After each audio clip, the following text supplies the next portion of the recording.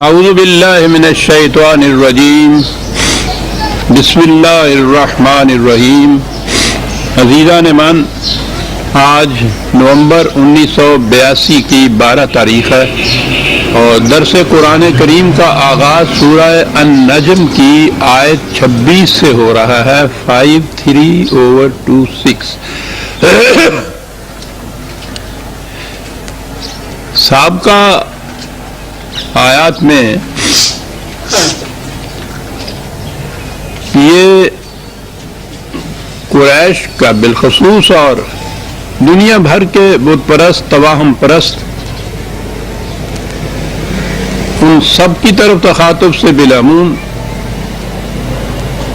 ایک بڑی عظیم حقیقت تھی جس کی طرف ان کی توجہ دلائی گئی، اور اسے میں نے بڑی تفسیر سے، تشریح سے پچھلی دفعہ بیان کیا تھا۔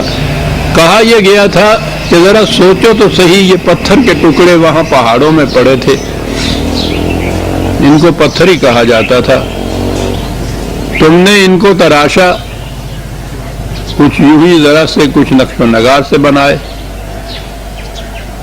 اور اس کے بعد تم نے ان کو دیوتا کہنا شروع کر دیا، حالانکہ ان کی حقیقت اس پتھر سے زیادہ کچھ نہیں، وہ وہی ہے، حقیقت نہیں بدلی، تم نے نام اس کا رکھ لیا، کسی کا لات اور کسی کا منات اور کسی کا عزا، ان کا یہ نام نہیں تھا تو پتھر تھے، ان کا یہ نام ہٹا دو اس میں سے تو پتھر رہ جائیں گے۔ کہا کہ یہ بہت بڑا فریب جو چل رہا ہے انسانیت میں، وہ یہ ہے کہ اس شے کی وہ حقیقت نہیں ہوتی جو اس کا نام رکھ دیا جاتا ہے۔ پتھر کے ٹکڑے کا نام دیوتا رکھنے سے اس میں دیوتا کی کوئی قوت نہیں آ جاتی، وہ پتھر ہی ہوتا ہے۔ اسے آپ پھیلائیں گے اگر آپ، تو دیکھیں گے عجیب عجیب حقائق آپ پر منکشف ہوں گے۔ نام رکھ دینے سے فریب کتنا بڑا کھایا جاتا ہے۔ یہ جب نیا نیا ڈالڈا چلا ہے، کل کی بات ہے، ہمارے زمانے کی بات ہے، گھی ہوتا تھا ہمارے ہاں، یہ چلا ہے تو وزادار لوگ کھلے بندوں اسے خریدنے نہیں جاتے تھے بازار میں، چوری چھپے یہاں چھپا چھپا کے ضرورت ہوتی تھی تو ذرا سا چپکے سے لے کے آتے تھے، اس کا نام ڈالڈا ہوتا تھا۔ آہستہ آہستہ اس کا نام ڈالڈا کی جگہ گھی نام اس کا پڑ گیا، آج سب اسے گھی کہتے ہیں، کھلے بندوں خریدتے ہیں، کھلے بندوں یہ چلتا ہے، وہ گھی ہو گیا، وہی ڈالڈا گھی ہے۔ اب اندازہ لگائیے اس سے غلط فہمی کتنی پیدا ہوگی۔ کل کو آنے والی نسلوں میں سے کسی کو گھی کا تو پتہ نہیں ہوگا، گھی تو مفقود ہو رہا ہے، ہوگا ہی نہیں، کتابوں میں گھی کے خواص لکھے ہوئے ہوں گے، اس کے کھانے سے طاقت آتی ہے، ڈس انفیکٹنٹ بھی ہوتا ہے، مالش کی جاتی ہے، بچوں کو دیا جاتا ہے، گھی کے جتنے فوائد ہیں وہ سارے ہوں گے۔ یہ ڈالڈا وہ کھائے گا جس کا نام گھی ہے، دیتا ہے، وہ جتنی کمزوریاں پیدا ہو رہی ہیں آپ دیکھ رہے ہیں، کس نتیجے پہ وہ پہنچے گا؟ وہ یہی کہے گا نا کہ گھی کے متعلق یہ جو لکھا ہوا ہے پہلے لوگوں نے بالکل غلط لکھا ہے، گھی یہ کچھ نہیں کرتا، گھی تو یہ کچھ کرتا ہے۔ شاید اس وقت یہ کوئی بتانے والا بھی نہ ہو کہ یہ گھی نہیں ہے، یہ ڈالڈا ہے، ڈالڈا کا نام ہی ختم ہو جائے گا، آج ختم ہو چکا ہے، ڈالڈا ہی گھی بن گیا ہے۔ باطل کا نام بدل دینے سے آپ دیکھتے ہیں وہ حق کیسے بن جاتا ہے، اور یہی چیز آپ کے اسلام کے ساتھ ہوئی ہے۔ مروجہ مذہب کے جو انسانوں کا بنایا ہوا ہے، اس کا نام اسلام رکھ دیا گیا ہے۔ اسلام کیا کرتا ہے، کتنی عظمت ہے، اس نے کیا کر کے دکھایا تھا، ہماری نئی نسل جب اس کو پڑھتی ہے وہ کہتی ہے کہ یہ ہوئی معاذ اللہ افسانے ہیں جو لکھ دیے گئے ہیں، ہمارے سامنے ہے اسلام۔ ساری دنیا میں جتنی مسلمان قومیں ہیں جن کے ہاں یہ اسلام ہے، وہ سب سے زیادہ ذلیل و خوار ہو رہی ہیں، یہ کہتے ہیں کہ اعلیٰ پہ پہنچ جائیں گے وہ اس لیے کہ اسی کا نام اسلام رکھ دیا ہم نے ڈالڈا کو گھی کہہ رہے ہیں اسماء سمیتموہا نام رکھ دیے تم نے یہ غلط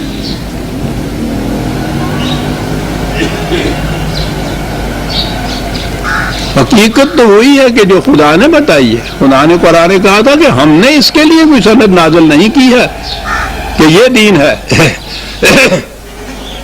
ہماری سند تو ہماری کتاب کے اندر ہے اس لیے اصول یہ ہے کہ جو کچھ تو اللہ کی کتاب کے مطابق ہے وہ سچا ہے وہ دین ہے وہ حقیقی اصلی گھی ہے یوں کہیے اور جو اس کے خلاف ہے وہ غلط ہے وہ باطل ہے اصول ہے تم جو جی میں آئے اس کا نام رکھ لو پتھر کا نام دیوتا رکھنے سے وہ دیوتا نہیں بن جاتا اس معیار اور اس اصول کے اوپر جس دن امت آ گئی آپ دیکھیے گا کہ پھر سے دین کا احیاء ہوگا اور پھر سے اس کو وہی رفتیں اور ثروتیں حاصل ہو جائیں گی جس دن یہ ڈالڈا بند ہو گیا اور اس کے بعد وہ گھی خالص جو ہے وہ کسی طرح سے پروڈیوس ہو کے آنے لگ گیا تو وہ وہی اپنے نتائج مرتب کرے گا کہ جو گھی کے نتائج ہوتے تھے کیونکہ اب ہم نے غلط چیز کا نام گھی نہیں رکھ دیا وہ اصلی گھی آ گیا ہمارے پاس دین خالص خدا کی کتاب ہے معیار یہی ہے سند یہی ہے جو اس کے مطابق ہے سچ ہے جو اس کے خلاف ہے وہ غلط ہے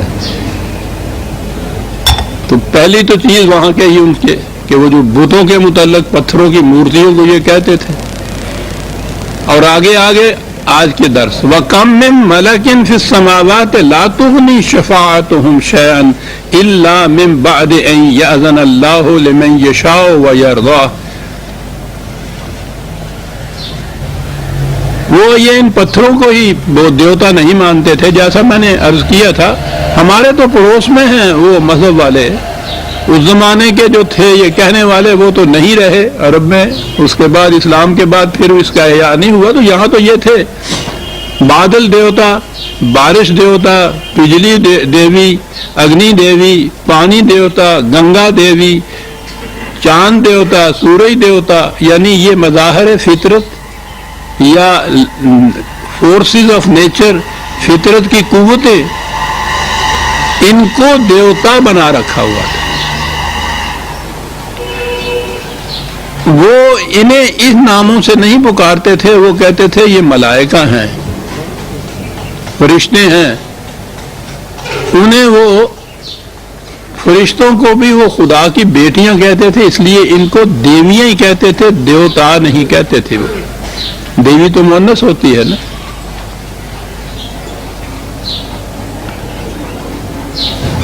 وہ کہتے یہ تھے کہ ان کی معاونت یہ ہمارے ساتھ ہوں تو سارے کاروبار صحیح ہو جاتے ہیں بلکہ وہ تو یہ بھی مانتے جب اعتراض کیجئے کہ تم ان کو خدا مانتے ہو تو یہ ہندو بھی کہا کرتے تھے کہ نہیں صاحب یہ تو ہم تو صرف یہ کہتے ہیں کہ خدا کے ہاں ہماری یہ سفارش کر دیں گے اور ہم میں سے وہ جتنے اب تو اکثریت ہم میں سے ان کی ہے جو ان قبر والوں کے متعلق یہی کہتے ہیں کہ ہم انہیں نہیں پوچھتے ان سے مرادیں نہیں مانگتے ہم تو یہ ان سے عرض کرتے ہیں کہ ہماری درخواست خدا تک پہنچا دیجیے وہ بھی یہی مانا کرتے تھے یہ ہندو بھی اپنے ان دیوتاؤں کے متعلق یہی کہتے ہیں جب انہیں کہا جائے گا کہ 32 کروڑ خدا مانتے ہو کہیں گے بالکل نہیں برہما تو ایک ہی ہے یہ تو اس کے ہاں ہماری سفارشیں پہنچاتے ہیں مرادیں لے کے جاتے ہیں یہ تو قرآن آیا نا جس نے ان تمام پرستیوں کو گلے کاٹ کے رکھ دیے جب میرے بندے میرے متعلق پوچھے تو ان سے کہو کہ وہ غریب وہ تمہارے ساتھ ہے تمہاری شاہرخ سے بھی قریب ہے تمہیں اور ان کے درمیان کسی درمیانی کی امیجیٹ کی ضرورت کیا ہے اس نے ختم کر کے رکھ دیا عجیب دعوت الداعی اذا دعان ہر پکارنے والا جب پکارتا ہم سنتے ہیں اس کی پکار کو کسی کے تھرو درخواستیں بھیجنا یہ تو دنیاوی نظام ہے پھر سفارش کا ہمارے ہاں عقیدہ معاذ اللہ یعنی یہاں دنیاوی کسی حاکموں کے متعلق کہیے اور آج کل تو عام طور پہ کہتے ہیں کہ صاحب یہاں تو سفارش کے بغیر کام ہی نہیں چلتا جو کچھ کرانا ہو بڑی سے بڑی سفارش پہنچا دیجیے، ہو جائے گا۔ وہ اپنے ہاں تو سفارش اتنی معیوب گنی جاتی ہے، اس طرح سے ہم اس کا ذکر کرتے ہیں اور عقیدہ یہ رکھتے ہیں کہ جناب معاذ اللہ اور تو اور نبی اکرم صلی اللہ علیہ وسلم سفارش کریں گے مجرموں کی، گناہ گاروں کی خدا کے ہاں اور وہ بخش دے گا۔ رسول اللہ سفارش کرنے والے، خدا سفارش ماننے والا، مجرم چھوٹ جائیں گے۔ یہ عام عدالتوں میں، عام دفتروں میں ایک چیز اتنی معیوب، اور معاذ اللہ جب ہم اسے حضور نبی اکرم صلی اللہ علیہ وسلم خدا کی طرف منسوب کرتے ہیں تو وہی چیز سبحان اللہ صاحب۔ یہ تصور غلط ہے قرآن کی روح سے، مکافات عمل کے خلاف۔ وہ مکافات عمل کا قانون تو ایسا ہے کہ حضور بھی یہ خود فرماتے ہیں، قرآن میں یہ ہے کہ اگر میں بھی معصیت کروں خدا کی تو میں بھی اس کے عذاب سے بچ نہیں سکتا۔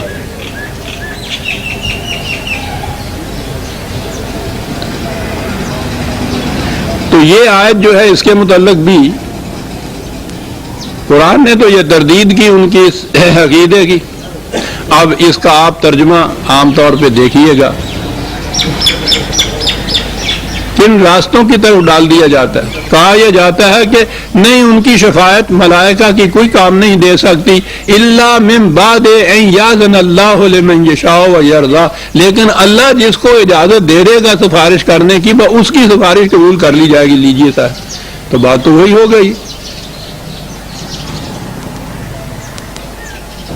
خدا کی اجازت سے سفارش کر سکے گا وہ۔ یہ موضوع بہت دفعہ آ چکے ہیں، درس میں زیادہ تفصیل میں جانے کی ضرورت نہیں ہے۔ قرآن کی تو بنیادی عقیدے کے خلاف ہے، بنیاد جس چیز پہ ہے مکافات عمل۔ قرآن تو کہتا ہے دل میں گزرنے والے خیالات پر بھی گرفت ہو، کسی کی سفارش، کوئی کفارہ، کوئی جرمانہ، کچھ نہیں وہاں کام دے سکتا۔ یہ چیز یوں نہیں ہے۔ میں نے عرض کیا ہے نا کہ قرآن کریم سے سمجھنے سے بات سمجھ آتی ہے۔ یہ ملائکہ یا ملک جو ہیں، یہ جو شروع میں آپ نے قصہ آدم پڑھا تو یہ ملائکہ نے سجدہ کیا آدمی کے سامنے۔ یہ سجدہ کرنا کیا چیز ہوتی ہے؟ فطرت کی قوتیں مسخر کر کے رکھ دی آدمی کے آگے، جاؤ اور ان سے کام لو۔ تو یہ ملک جن کو فطرت کی قوتیں کہا جاتا ہے، ایک تو وہ ملائکہ ہیں جو اللہ تعالیٰ کا اپنا نظام ہے، عالم امر خدا کا۔ ہم نہیں کہہ سکتے، ہم نہیں سمجھ سکتے کہ وہاں کی کیفیات کیسی ہیں، وہاں کاروبار خداوندی کیسے چلتا ہے، لیکن یہ جو کائنات ہماری ہے، اس کائنات کے اندر خدا تعالیٰ نے یہ قوتیں جو فطرت کی ہیں ان کے متعلق کہا ہے کہ یہ تو انسان کے لیے ہم نے مسخر کر دی ہیں کہ ان سے کام لے، قوانین فطرت کا علم حاصل کرے اور اس علم کے ذریعے سے ان قوتوں کو مسخر کرے۔ اب دیکھ لیجیے جو قومیں مسخر کر رہی ہیں وہ کہاں چلی جا رہی ہیں۔ ہم نے کیا مسخر کرنا ہے؟ میں نے گزارش کیا تھا کہ وہ ایک مضمون میں نے لکھ دیا، قرآن اور سائنس۔ قرآن کی آیات سے یہ میں نے کہا کہ وہ کتنا زور دیتا ہے علوم سائنس کے، اور سائنس کے معنی ہیں یہ کائناتی قوتوں کی تسخیر، اور اس کے خلاف ایک پورے رسالے میں ہمارے خلاف لکھا گیا، کہا گیا ہے کہ یہ اس کی کتابیں ساری ضبط کر دو اور اس کے خلاف ایکشن لو، کہ یہ کہتا ہے کہ سائنس کے علوم جو ہے وہ قرآن میں ہیں۔ آپ سوچئے تو صحیح، ہم کہاں وہ کہاں۔ کہا قرآن نے یہ ہے کہ یہ شفاعت کے معنی کسی کی سفارش نہیں ہوتا۔ یہ شفا تو آپ نے روز سنا ہوگا، وہ کسی کے جو دیوار بر دیوار کوئی ساتھ ہوتا ہے کھڑا، اس کو کہتے ہیں کسی کے ساتھ کھڑا ہو جانا، کسی کی مدد کرنا، کسی کی سچی شہادت دے دینا، کسی کی معاونت کر دینا۔ کہا یہ ہے کہ یہ جو تم نے طریقہ اختیار کیا ہے کہ فطرت کی یہ قوتیں جو ہیں، یہ بارش، پانی، بادل، آگ، ہوا، ان کو دیوتا اور دیویاں مان کے ان کے سامنے ہاتھ جوڑ کے تم کھڑے ہو جاؤ گے تو اس طرح سے ان کی مدد نہیں ملے گی. ان کی مدد تو یہ ہے کہ قانون خداوندی کے مطابق جب ان کو تم مسخر کرو گے تو پھر ان کی معاونت تمہیں حاصل ہوگی.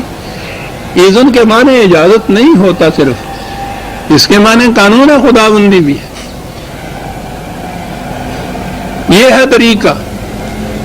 یہ توہم پرستی ہے کہ ان کو دیوتا اور دیویاں مار کے ان کی پرستش کی جائے اور سمجھا جائے کہ یہ ہماری مدد کرتے ہیں. یہ یوں نہیں مدد کرتے. یہ مدد کریں گے جب ان کو تم کیپچر کر کے اپنے مسخر کر کے اپنے قابو میں لاؤ گے. دیکھتے ہو یہ بجلی کیسے مدد کر رہی ہے آپ کی. اور اب تو ایٹم کی مدد نے تو ایک تغیر کی دنیا بدل دی ہے ہمارے ہاں. کس طرح مدد کر رہی ہے وہ ساری دنیا کانپ رہی ہے ایک ذرہ ایٹم سے جس کے قبضے میں وہ ہے، مسخر کیا ہوا ہے قانون خداوندی کے مطابق. کہا اس طرح سے ان سے کام لوگے تو یہ تمہاری مدد کریں گے. ان کے سامنے ہاتھ جوڑ کے کھڑے ہو جاؤ گے تو یہ تمہاری مدد نہیں کریں گے. ان کا یہ مقام ہی نہیں ہے کہ اس طرح سے مدد کریں. کہا یہ چیزیں وہ کرتے ہیں جو خدا پر ایمان نہیں رکھتے. ان الذین لا یؤمنون بالآخرۃ لا یسمون الملائکۃ تسمیۃ الانثی. یہ ان کو دیوتا بنا لینا یا دیویاں بنا لینا یہ صرف وہی لوگ کرتے ہیں کہ جو خدا پر، آخرت پر، مکافات عمل پر ایمان نہیں رکھتے. خدا کے اس قانون پر ایمان جو نہیں رکھتے ہیں وہ دیویاں اور دیوتا بناتے ہیں. توہم پرستیاں، سپرسٹیشن جن کو کہتے ہیں. اور آپ دیکھیے ہماری قوم تو ساری کی ساری قوم توہم پرستیوں کی جکڑ بندیوں میں جکڑے ہو چلے جا رہی ہے. قسم قسم کی توہم پرستیاں یہاں سے. ما لہم بہ من علم، بڑا دعویٰ ہے. علم کی بارگاہ میں آؤ گے تو ان کو اس کی دلیل اور سند نہیں مل سکے گی جو کچھ یہ توہم پرستیاں کرتے ہیں. دیویاں اور دیوتے اور قبروں میں جو دبے ہوئے مردے اور ان سے مدد کی درخواستیں، علم کی دنیا سے اس کی تائید نہیں ملے گی. یہ کیا چیز ہے؟ ان یتبعون الا الظن. ظن وہ ہوتا ہے جو حقیقت نہ ہو. ایک چیز ہے اور آگے خود ہی واضح کر دیا کہ ان الظن لا یغنی من الحق شیئا. حق کے مقابلے میں جب ظن آئے گا، قیاس آئے گا تو وہ نہیں ٹھہر سکے گا، وہ کچھ فائدہ نہیں دے سکے گا. الحق خدا کی کتاب، جو کچھ ذہن انسانی کا تراشیدہ ہے وہ ظنی ہے. ظن جب حق کے مقابل میں آئے گا تو کچھ فائدہ نہیں دے گا. کوئی ظنی چیز جو حق کی تائید کرتی ہے کسی طرح سے، ٹھیک ہے وہ مان لی جائے گی کیونکہ وہ حق کے مطابق ہے.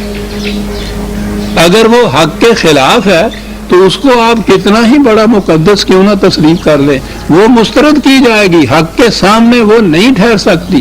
تو معیار جو ہے بس یہ یاد رکھیے کہ دین میں، اسلام میں معیار جو ہے حق اور باطل کا، غلط اور صحیح کا، وہ خدا کی کتاب ہے. الحق یہی ہے. بات لمبی چلی جائے گی. وہ میرے خلاف جو وہ اتنا تمہار باندھا ہوا پروپیگنڈے کا اور مخالفتوں کا، انکار حدیث ہے، انکار سنت ہے، وہ نہ ان کا انکار ہے. انکار اس چیز کا ہے کہ حق کے مقابلے میں جب ظن آئے گا تو غالب حق رہے گا، معیار حق ہوگا، وہ ظن نہیں ہوگا.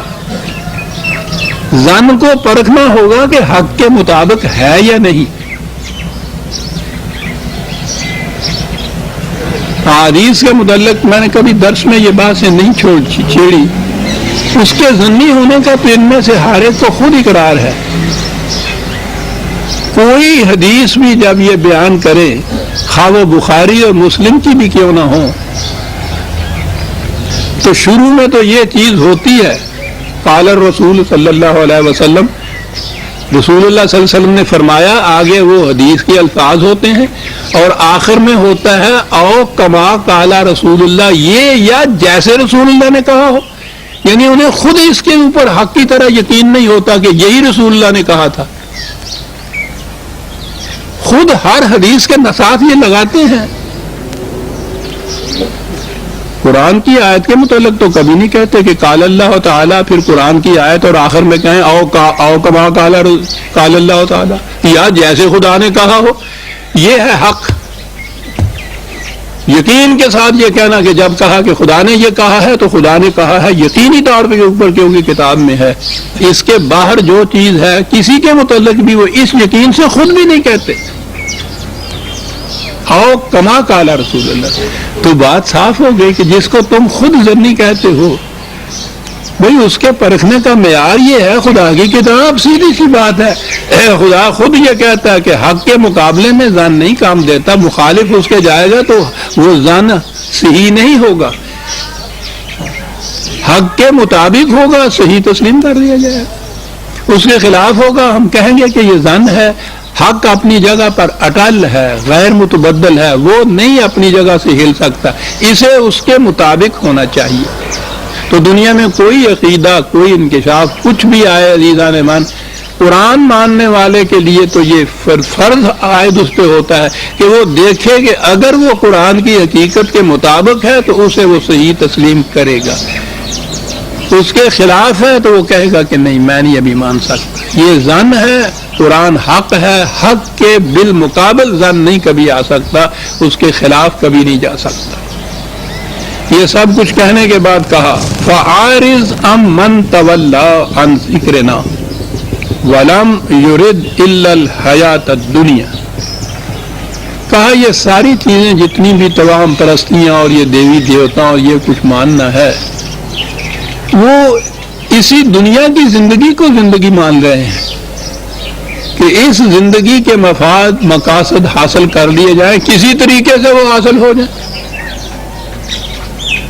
غلط طریقہ ہوگا تو یہ دیوی دیوتا اور یہ بخشانے والے، سفارشیں کرنے والے، شفاعت کرنے والے ہم کو چھڑا لیں گے. لیکن اگر یہ صحیح بات اگر یہ ہو کہ مفاد دنیا کے حاصل کرنے نہایت ضروری ہے، لیکن اسی طریقے کے مطابق کہ جو خدا نے تجویز کیا ہے، ان اقدار کے خلاف اگر یہ چیز جائے گی تو یہ مفاد یہ دنیا جسے آپ کہتے ہیں یہ بھی جائز نہیں رہیں گے. کہا یہ وہ لوگ کرتے ہیں. اس لیے نبی اکرم صلی اللہ علیہ وسلم سے کہا کہ جن کی کیفیت یہ ہے کہ ان کا ایمان دھرم ہے ہی اس دنیا کا مفاد، اس کو وہ چھوڑنے کو تیار نہیں ہے، اب وہ کیسے حق کے اوپر آئیں گے؟ فَعَارِضْ عَمَّنْ تَوَلَّىٰ عَنْ ذِكْرِنَا. جو ہمارے اس کتاب سے، اس قرآن سے اعراض برتتا ہے، منہ موڑتا ہے، اس کو چھوڑ دو، اس سے اعراض برتو. لیکن یاد رکھیے دوسری جگہ قرآن نے کہا ہے اعراض برتو کہ یہ معنی نہیں ہے کہ اس تک پھر قرآن کی آواز بھی نہ پہنچے. قرآن کی آواز تو پہنچائے چلے جاؤ تاکہ وہاں ہے کہ کوئی نفس اس لیے ہلاک نہ ہو جائے کہ اس تک خدا کی کتاب کی آواز نہیں پہنچی تھی. یعنی اس مقام پہ بھی وہ کہا گیا ہے کہ اب ان کے ساتھ سر کھپانے کی ضرورت نہیں، جان مارنے کی ضرورت نہیں. وہ اپنے ان مفاد کو نہیں چھوڑ رہے، لیکن اس کے باوجود تاکید کی جا رہی ہے کہ قرآن کی آواز ان تک پہنچائے چلے جاؤ تاکہ یہ اس لیے ہلاک نہ ہو جائے کہ ان تک حقیقت نہیں پہنچی تھی. ذالک مبلغہم من العلم. یہ ان کے علم کی کمی ہے. توہم پرستی یا سپرسٹیشن علم کی کمی کی وجہ سے ہوتا ہے، جہالت کی وجہ سے ہوتا ہے. کہا ان کے علم کی حد اتنی ہے اور اس سے آگے علم حاصل کرنا نہیں چاہتے. تو جب جہالت ہی علم بن جائے تو اسے اس جہالت کے پردوں سے نکالا کیسے جا سکتا ہے؟ چمگادڑ کو تو تاریکی راس آتی ہے، وہ تو صبح کے وقت دعا مانگتا ہوگا کہ سورج نہ چڑھے، روشنی میں وہ آنکھیں نہیں کھول سکتے. مبلغ علم اتنا ہے ان لوگوں کا کہ یہ جہالت میں ہی پرورش پا سکتے ہیں، علم حاصل نہیں کرنا چاہتے. ان ربک हुवा आलम बिमन ज़ल्ल अन सबीलिही व हुवा आलम बिमन इहतदा। मेयार जो है इस चीज़ का कि गुमराही पे कौन है और सही हदायत के ऊपर कौन है, ये खुदा का जो इल्म है उसके मुताबिक तय होगा, याद रखो। किसी शख्स के अपने अकीदे के मुताबिक, अपने मसलक के मुताबिक, खा वो कहे कि ये असलाफ से चला आ रहा है या उसने खुद अख्तियार किया है, ये नहीं है क्राइटेरियन या मेयार इस चीज़ का कि सही रास्ता कौन सा है और गलत रास्ता कौन सा है। वो तो खुदा का इल्म है जो उसने किताब में दिया है, इसके मुताबिक जांचा और परखा जाएगा। और बात ये सारी करके कहा यह कि ये सब कुछ हम इसलिए कह रहे हैं कि इंसान का कोई काम नतीजा बरामद किए बगैर ना रह जाए। वो ये है जी दीन का महज। ये माशरे के अंदर तो पहली चीज तो ये कि माशरा माशरती कानून के मुताबिक जिस चीज को खिलाफ कानून या जुर्म करार देगा वही गलत और जुर्म करार पाएगा ना। माशरा जिस चीज को जुर्म ही ना करार देगा वो तो जुर्म करार ही नहीं पाएगा।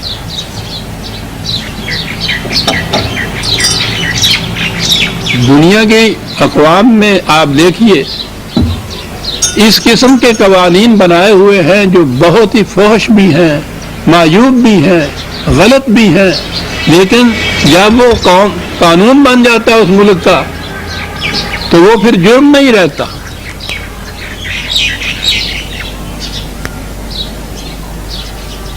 हमारे यहाँ भी जो गलत चीजें कानून बन जाती हैं वो फिर जुर्म नहीं रहती। ये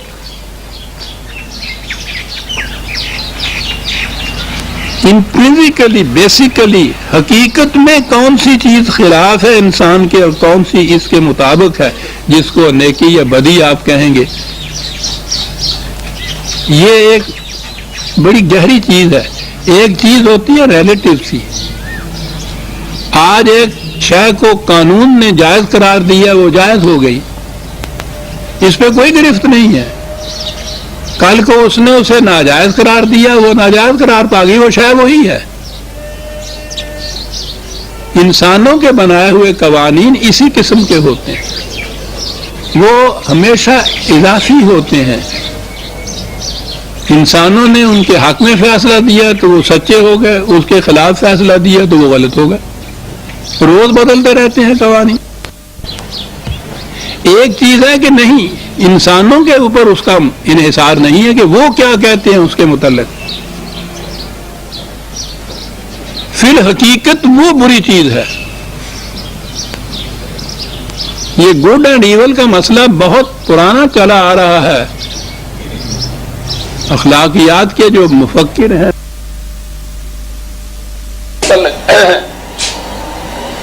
कि गुड इंट्रिंसिकली यानी फिर हकीकत गुड क्या है और फिर हकीकत ईवल क्या है। माशरती कवानीन नहीं है तो रोज बदलते हैं। ये चीज कही कि ये सिर्फ खुदा बता सकता है कि इंसान के हक में, अब वो गुड एंड ईवल को छोड़ दीजिए इन अल्फाज को, इंसान के हक में मनफत बख्श चीज कौन सी है और मुज़िर कौन सी है। मुज़िर चीज को आप बुराई कह लीजिए, शर कह लीजिए, और जो चीज भी इंसानियत के हक में उसकी मनफत के लिए खुदा ने करार दी है वो है जिसे खैर कहिए, जिसे नेकी कहिए।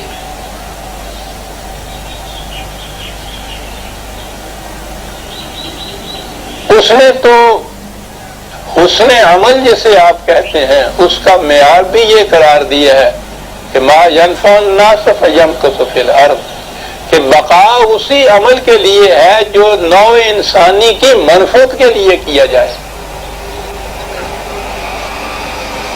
तो ये चीज जो है तय करने की कि कौन सा काम नेक है, गुड है, कौन सा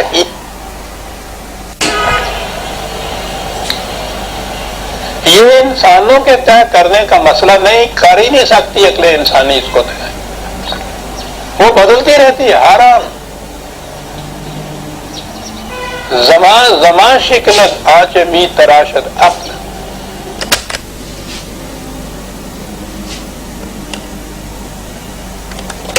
خود ہی ایک پارلیمنٹ آج ایک قانون بناتی ہے، اگلی سٹنگ کے اندر اس سے بھی بلکہ پہلے اس کی امینڈمنٹ شروع ہو جاتی ہے، اس کے خلاف قانون بنتے ہیں. وہی جو قانون پہلا تھا جب منسوخ ہو جاتا ہے تو اس کے مطابق کام کرنا جرم قرار پا جاتا ہے.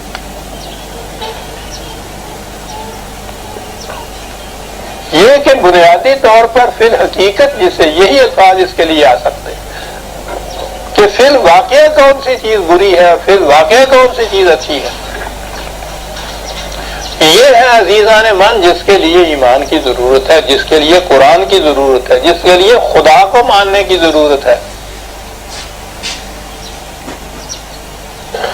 اس کے متعین کیے ہوئے بتائے ہوئے خیر کو خیر سمجھنا، اچھا نیکی کچھ بھی کہہ لیجئے گڈ، اس کے شر قرار دیے ہوئے کو شر سمجھنا، برائی سمجھنا، گناہ سمجھنا، جرم سمجھنا، کچھ بھی کہہ لیجئے، ایول کہہ لیجئے.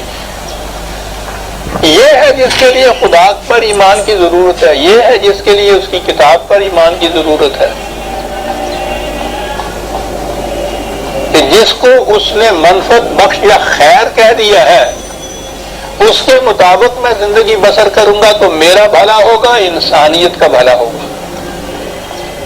جسے اس نے شر کہہ دیا ہے اس کے مطابق کچھ نظام قائم ہوگا یا میں کچھ کروں گا، میری بھی تباہی ہوگی، انسانیت کی تباہی ہوگی.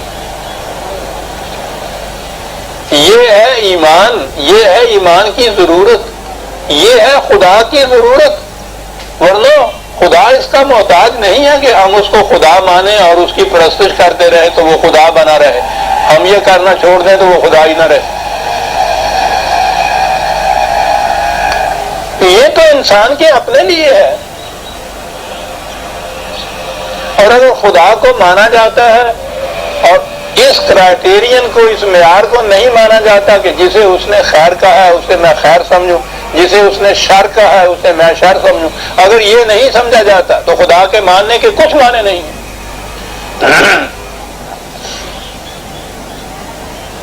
یہ جو ہے نا دنیا میں خدا کے ماننے والے، نہ ماننے والے اعلانیہ تو شاید 1-8% بھی نہیں دنیا میں رہتے. کسی نہ کسی شکل میں کسی سے پوچھئے وہ کہتا ہے خدا کو مانتا ہوں. قرآن نہیں تسلیم کرتا ان کو خدا کا مان. اس نے کہا یہ نہیں. اگر وہ جس طرح سے تم نے مانا ہے اس کتاب کو اس طرح سے اگر وہ مانتے ہیں تو پھر سمجھو کہ وہ خدا پر ایمان لائے ہیں. ورنہ یہ کہہ جانا میں خدا کو مانتا ہوں کہ مانے کچھ نہیں ہے. مانتا ہوں کہ مانے یہ ہے کہ جسے اس نے خیر قرار دیا ہے اسے میں بہتری اور خیر اور نیکی سمجھتا ہوں، جسے اس نے شر قرار دیا ہے میں اسے شر اور معصیت سمجھتا ہوں. یہ ہے خدا پر ایمان، اور اس کے لیے ہی کتاب کی ضرورت ہے. کتاب چونکہ براہ راست نہیں اتری، ایک رسول نے ہمیں دی ہے، اس میں رسالت کی ضرورت. ساری بات اتنی ہے کہ اس کے مطابق میں کروں گا تو اس کا نتیجہ میرے لیے اچھا ہوگا، اس کے خلاف کروں گا اس کا نتیجہ میرے لیے برا ہوگا. اور نتیجے کے لیے صرف یہی زندگی جو اس دنیا کی ہے یہی نہیں ہے، زندگی ختم نہیں ہو جائے. حالت کی ضرورت. ساری بات اتنی ہے کہ اس کے مطابق میں کروں گا تو اس کا نتیجہ میرے لیے اچھا ہوگا، اس کے خلاف کروں گا اس کا نتیجہ میرے لیے برا ہوگا. اور نتیجے کے لیے صرف یہی زندگی جو اس دنیا کی ہے یہی نہیں ہے، زندگی ختم نہیں ہو جاتی. زندگی نے آگے چلنا ہے. اس کے خلاف اگر میں نے کچھ کیا ہے اس کا نتیجہ اس زندگی میں ابھی سامنے نہیں آیا، کسی طرح سامنے آئے گا. زندگی تو ختم نہیں ہو رہی. اس کی عدالت سے تو مفرور مجرم کوئی ہوتا ہی نہیں ہے. اس نے تو ایک دن پکڑے جانا ہے. کہاں جائے گا؟ اس دنیا میں تو خودکشی کرنے سے انسان کے سارے جرائم مٹ جاتے ہیں، وہاں تو نہیں مٹتے. وہاں تو خودکشی کرنے سے بھی جان باقی رہتی ہے، زندگی باقی رہتی ہے۔ یہ ایمان جو ہے اسے کہتے ہیں مکافات عمل یا جزا سزا کا ایمان۔ یہ ہے جس کے لیے یہ سارا سلسلہ رشد و ہدایت خدا کی طرف سے وحی آنا، انبیاء کرام کا آنا، کتابوں کا، قرآن کریم کا محفوظ رکھنا، یہ سارا اس کے لیے ہے۔ اور اگلی آیت یہ آتی ہے جس کے معنی میں سمجھتا ہوں آہستہ آہستہ جو حقائق کائنات کے نمودار ہوں گے بات سمجھ میں آئے گی۔ بڑی عظیم آیت ہے کہ یہ وہ کہہ رہا ہے کہ وَلِلَّهِ مَا فِي السَّمَاوَاتِ وَمَا فِي الْأَرْضِ لِيَجْزِيَ الَّذِينَ أَسَاءُوا بِمَا عَمِلُوا وَيَجْزِيَ الَّذِينَ أَحْسَنُوا بِالْحُسْنَى۔ یہ سارا سلسلہ کائنات ارض و سما کا اس لیے سرگرم عمل ہے کہ کسی انسان کا کوئی عمل نتیجہ نکالے بغیر رہ نہ جائے۔ یا اللہ،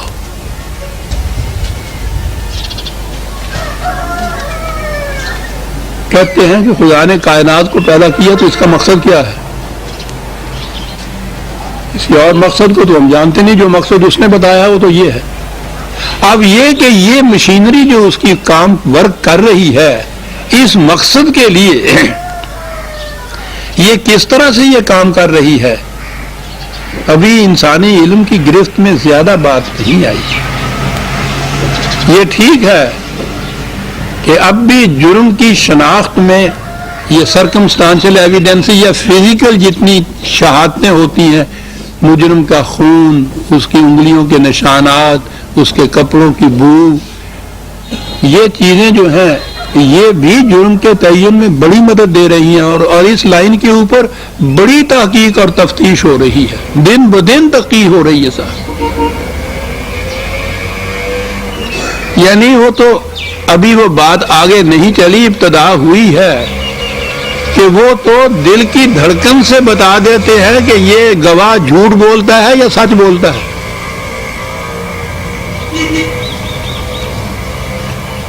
میں یہ مثالیں دے رہا ہوں جو اس وقت تک ہمارے سامنے بات آئی ہے، ہم ابھی تک یہ پورے طور پر نہیں سمجھ پائے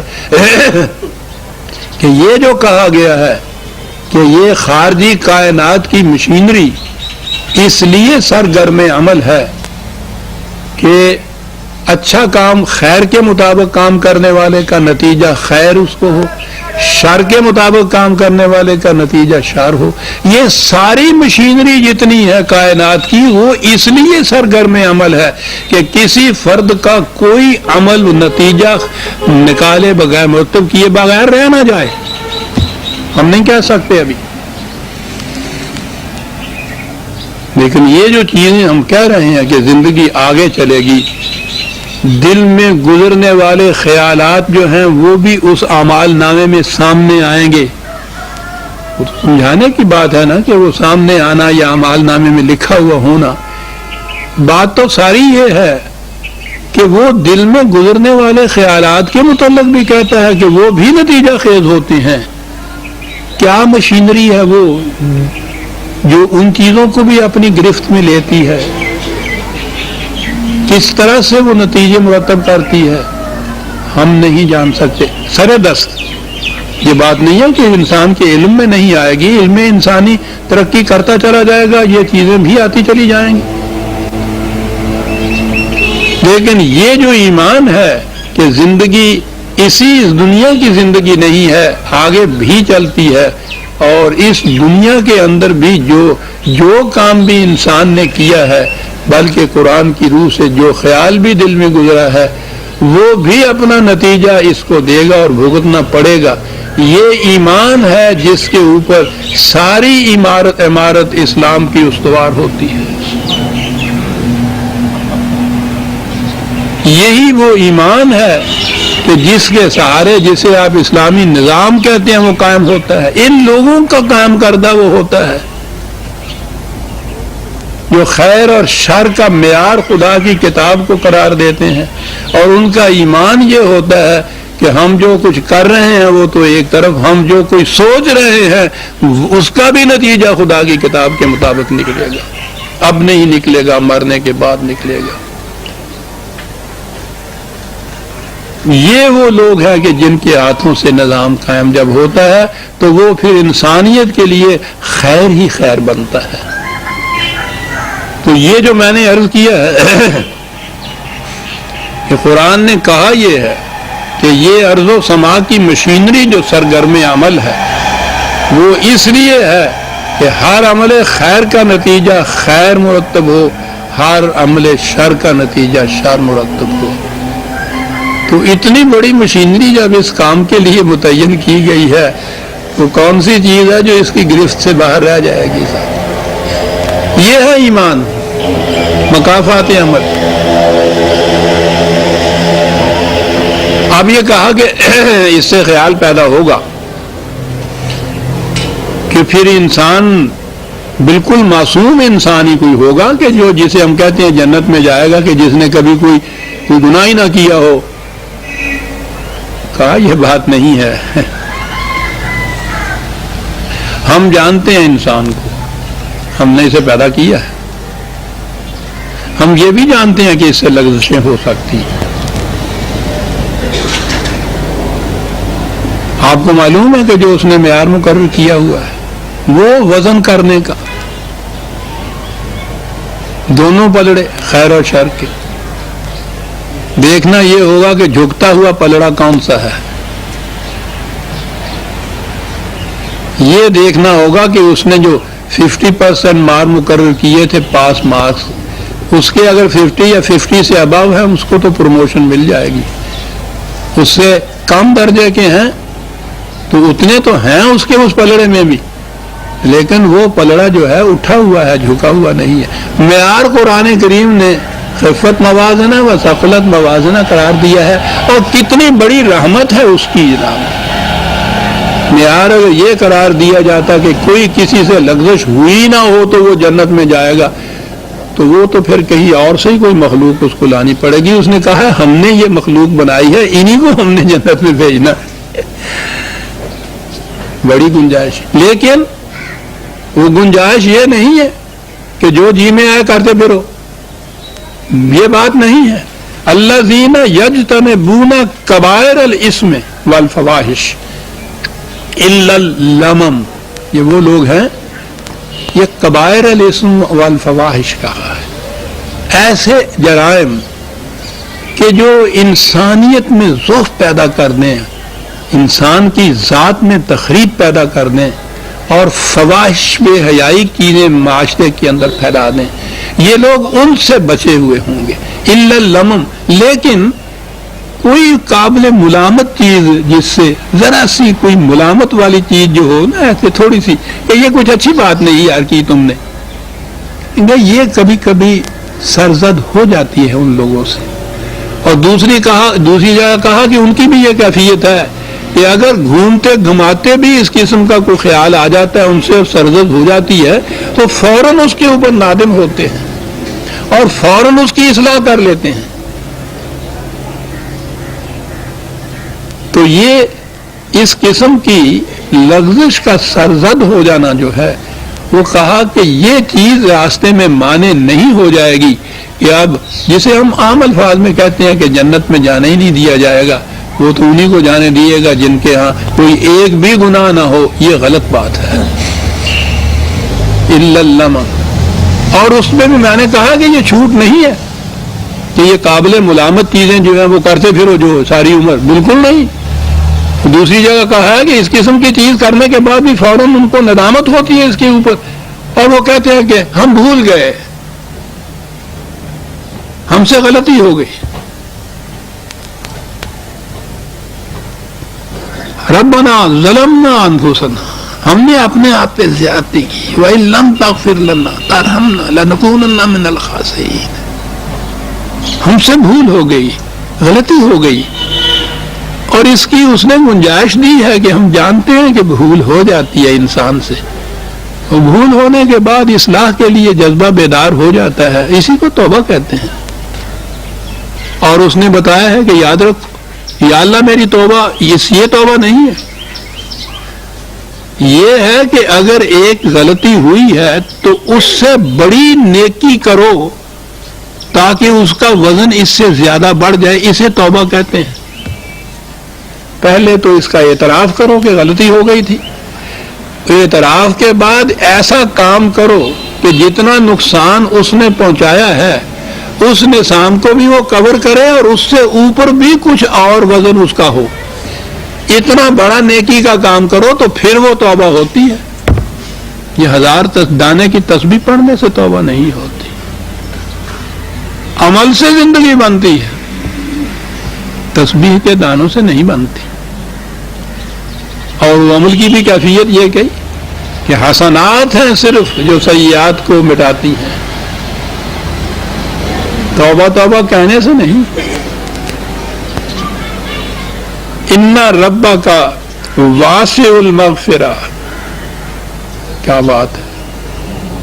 کہا کہ وہ یوں ہی پکڑ دھکڑ کر کے تمہیں بھٹی میں جھونکنا نہیں چاہتا، وہ تمہاری حفاظت چاہتا ہے. بہت اچھا، حفاظت چاہتا ہے، واسع، اور اس کے لیے بہت وسیع میدان اس نے چھوڑا ہوا ہے، تنگ نظر نہیں ہے. وہ کہ چھوٹی چھوٹی سی باتوں کے اوپر پکڑ لے اور وہ اس کے بعد گھٹی مروڑ دے، یہ بات نہیں ہے. مقصد ہمارا جو ہے تمہاری حفاظت ہے، وسیع ہے میدان بھی، اور اس کا طریقہ ہے یہ جو کچھ ہم نے بتایا ہے. هو عالم بكم اذ انشأكم من الارض واذ انتم اجنة في بطون امهاتكم. تم تو آج سامنے ہمارے ایک پیکر انسانیت کی طرح کھڑے ہو، ہم تو اس وقت سے تمہیں جانتے ہیں جب وہ بے جان مادے سے ابتدا ہوئی تھی، تمہاری زندگی کی جان سی، اس وقت سے تمہیں جانتے ہیں. ڈاڈا واقف ہے ہوتے ہیں، اس وقت سے جانتے ہیں. پھر ہم جانتے ہیں جب تم رحم مادر کے اندر جن حالات میں سے گزرے ہو اسے بھی ہم جانتے ہیں. تم ہماری مخلوق ہو، ہمارے بنائے ہوئے ہو. وہ خالق کو علم ہوتا ہے کہ یہ مخلوق جو ہم نے بنائی ہے اس میں کیا کیا چیزیں کمی کی رکھی ہوئی ہیں، کہاں کہاں کمزوری واقع ہوئی ہے، کہاں کہاں ہم جانتے ہیں. یہ اس لیے ہمارا معیار یہ نہیں ہے کہ معصوم ہو گئے تو جنت میں جاؤ گے، سوال ہی نہیں. ہم انسان کی خلق جہاں کہاں سے بات شروع کی ہے کہ جب اولی جرثومہ حیات کی نمود ہوئی ہے، پانی اور مٹی کے ملاپ سے زندگی کی نمود جس وقت ہوئی ہے اس وقت سے ہم جانتے ہیں تمہیں. اور جن ارتقائی منازل سے گزرے ہو ان تمام کو جانتے ہیں. رحم مادر میں تمہاری کیا گزری ہے اس کو بھی جانتے ہیں. یہ سائیکالوجی تو آج آئی ہے میدان کے اندر، وہ تو اس طرح کی بایولوجی سے آگے لے جاتا ہے بات. اور تحقیق ہو رہی ہے، جینس کی جو تحقیق اب ہو رہی ہے اس میں بھی یہ چیزیں آ رہی ہیں. بہرحال یہ تو علوم سائنس ہے، میں پھر نام لوں گا تو پھر مجھ پہ کفر کا فتویٰ لگ جائے گا.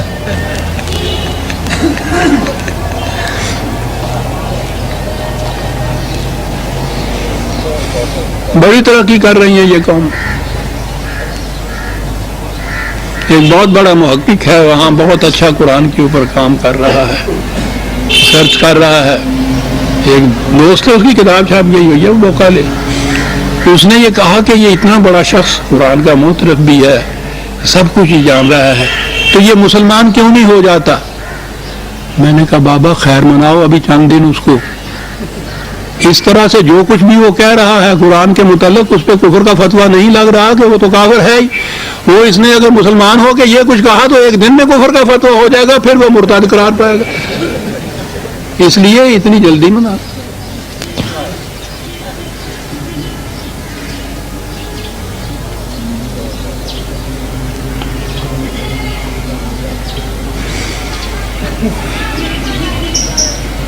یہ چیزیں ان اقوام میں آ رہی ہیں عزیزان مان کے رحم مادر کے اندر بچہ کن حالات سے گزر رہا ہے.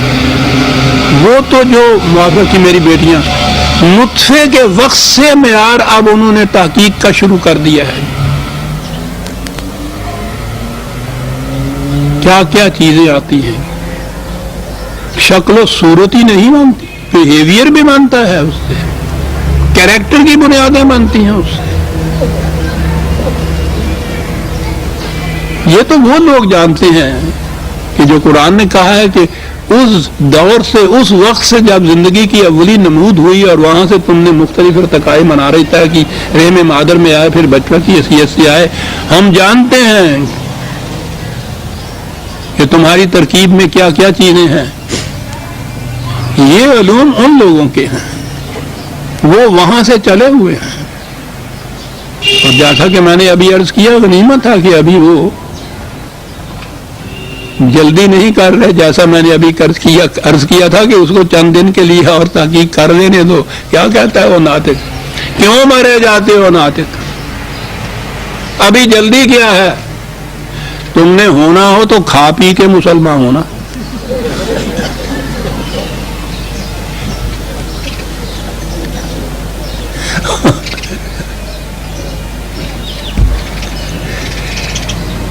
عالم فی بطون امہاتکم۔ ایک صاحب مجھے 5 منٹ دے دیں گے، پہلے میں نے دیر سے شروع کیا ہے۔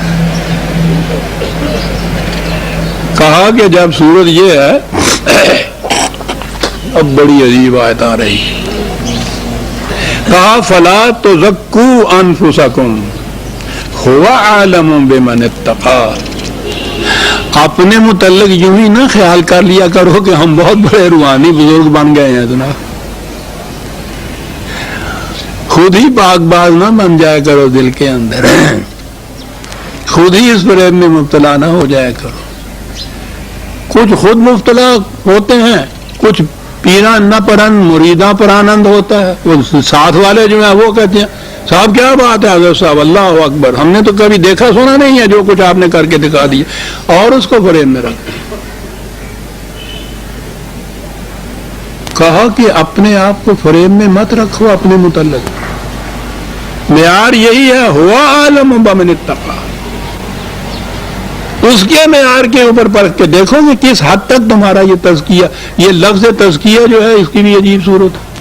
یہ جتنا تصوف آپ کا ہے وہ تزکیہ نفس کرتا ہے، وہ ہمارا بھی ہوا بھگت رہے ہیں آج تک وہ بیماریاں۔ ہاں جی، ہر چیز کی ترک دنیا، 40 دن کے بعد اتنا ٹکڑا کھانے کو، وہ سانس صاف لینے کے لیے کوٹڑی نہیں ملتی تھی۔ تزکیہ نفس ہو رہا ہے، ہر چیز کو چھوڑ کے چلے جا رہے ہیں۔ قرآن کریم نے یہ چیز کہی تھی، تزکیہ، ذکر، یہ ساری اصطلاحات انہوں نے اپنے یہاں لے لی۔ وہ اسلام میں یہ یوں ہی رکھی گئی تھی، اصل میں چیز تو یہ وہاں تصوف کی تھی، انہوں نے لے لی ساری۔ تزکیہ نفس ہو رہا، مزکی بن رہے ہیں سب، اپنے آپ میں ہی مست ہوتے ہیں، اور ایک ہلکا گرد ہوتا ہے ان کے، وہ نکلنے نہیں دیتا اس قسم کی خود فریبی سے۔ یہ بڑا برا جال ہوتا ہے، ہم تو پھنسے ہوئے تھے۔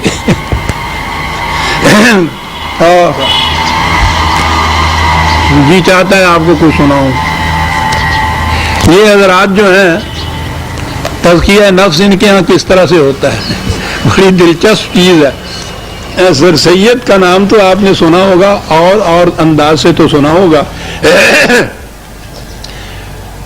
ان کے اسلوب بیان کی شگفتگی شاید آپ کے سامنے کبھی نہ آئی ہوگی، بڑا دلچسپ انسان تھا، بہت عظیم شخصیت گزری ہے ہمارے ہاں کی ساتھ۔ ان کے متعلق ذکر کرتا ہے، کہنے لگا ان کی کیفیت یہ ہے، 2-4 منٹ دے دیجیے گا مجھے۔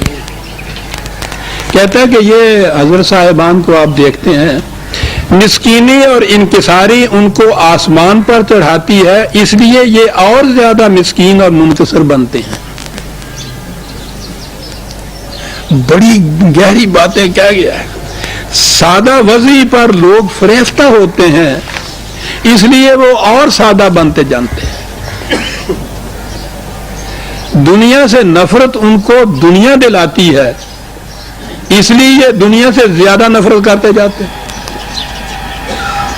بے طمعی محنت کے بغیر حاجت سے بڑھ کر درہم و دینار دلاتی ہے، اس لیے وہ زیادہ بے طمع ہوتے جاتے ہیں۔ لوگ ان کی ہر بات پر آمنا و صدقنا کہتے ہیں، اس لیے ان کے دل میں دوسروں کی حقارت جمتی جاتی۔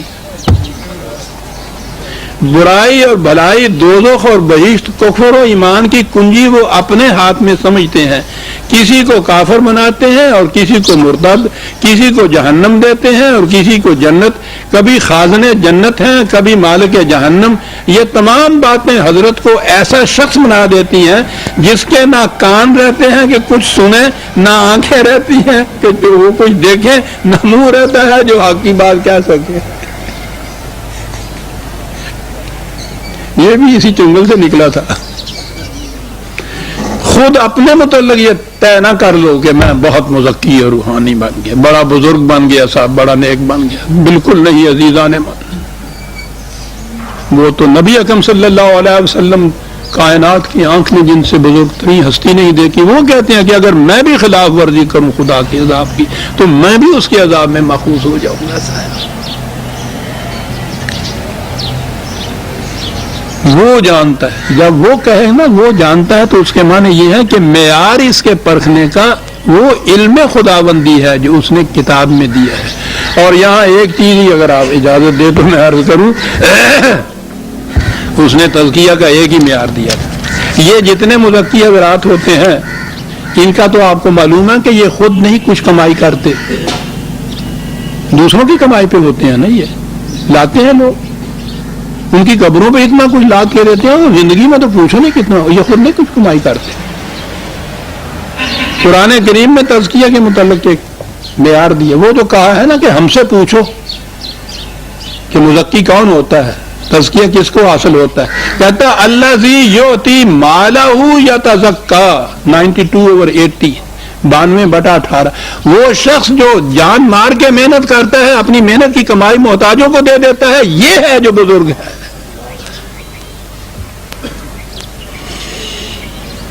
معیار وہ کہا ہم سے پوچھو. یہ کیوں پوچھے؟ کہتا یہ ہے. یہ ایک قدم بتایا اس نے. مزاقی بننا ہے تو پہلے بات یہ ہے اپنے لیے اتنا ہی رکھو، محنت کرو، اور اپنی محنت کی کمائی جو ہے وہ دو دوسروں کو محتاجی کے لیے. یہ ہے قدم اول تزکیہ کا. اس سے ہوتا ہے. کوئی حضرت صاحب آپ نے دیکھا ہے کہ کمائی کر رہے ہوں، کمائی کر کے دوسروں کو دے رہے ہیں، دوسرے کمائی کرتے ہیں ان کے لیے اور لا کے ڈھیر کرتے ہیں. ایسا تو قرآن نے تو یہ کہا تھا ہوا عالم بمن اتقا. سورہ النجم کی آیت 32 تک آ گئے ہم عزیزان من. 33ویں آیت سے آئندہ لیں گے.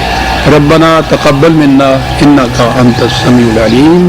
شکریہ.